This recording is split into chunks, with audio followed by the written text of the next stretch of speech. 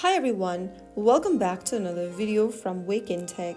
In this quick tutorial, I'm going to show you how to change your Steam profile theme color to personalize your gaming identity on Steam. First of all, launch open the Steam application and log into your account. Once logged in, tap on your profile picture or the question mark icon at the top right corner. And then once you get to the profile section, click on View Profile at the top. Under Community, tap on Edit Profile, and from the menu at the top, go ahead and select Theme. Under Theme, choose a color theme for your profile page. Color palettes will be available at the bottom. Simply select one, and once done, click on Save. Right after you do that, restart or force close your Steam app.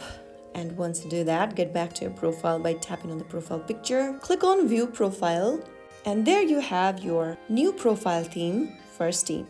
And that's it. Your Steam profile now looks fresh and personalized. Customizing your profile is a great way to stand out in the Steam community.